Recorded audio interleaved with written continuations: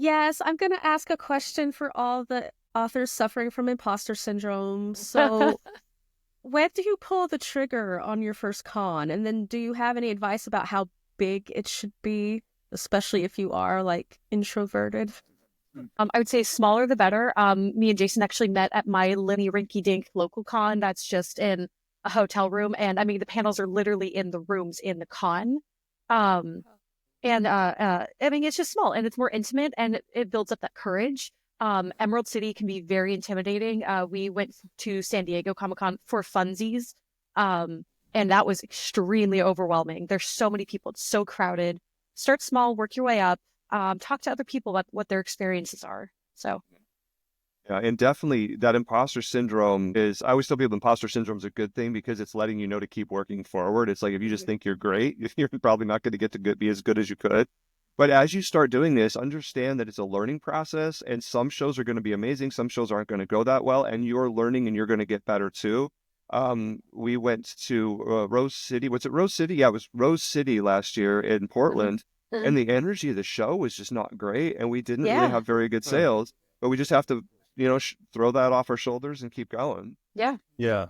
Yeah. And on that note, I imagine it's interesting, like it might vary from city to city. It might vary from like type of event. I imagine if you're going to do something small, maybe something local, there's a variety of different events, local events that you might be able to get into. What different types of, so you guys, I know you guys do a lot of cons, like so Comic Cons and other things like that. What events have you found were like consistently pretty good? They have good energy and obviously the numbers to back that up in terms of sales. But then what type of event, if there is a type of event that's just maybe not really conducive to it, to give us some of your experience, the different type of events that you guys have done? Well, we've mostly just done either local cons or Comic Cons. Jason, at this moment in time, has only really written military sci-fi.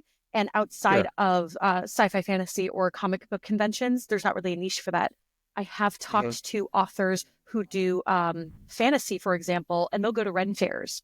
And sometimes that's their best show is Ren fairs. So try to see what you're writing and where it might fit in.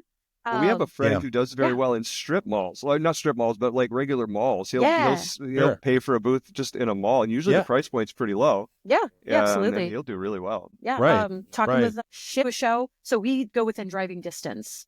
That's one thing I was going to ask that. Yeah, because I was wondering, like, how do you get your, because when I did it, it was carry on with my luggage, and I, like it was like paying. Do I want to pay to like ship it there? And a lot of hotels will take things on, but it's expensive. Yeah. A lot of the cons will have a shipping or receiving process as well for a fee.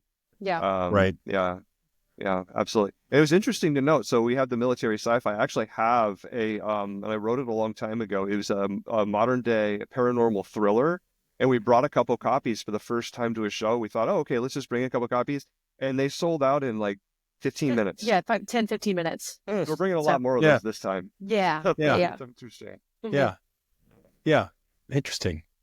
So you would think that it wasn't something that actually was a part of your like niche, like you thought it was not going to sell because it wasn't military sci-fi, but then it went to. It's off-brand, but people and I think that I've got the cover really, really good on that one. I think that's one of the reasons it did well is it's a really solid cover, and I've got the elevator pitch for it solid.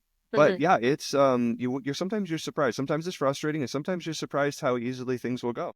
Thank you for watching. Check out these other videos from BookFunnel, and don't forget to subscribe to the channel.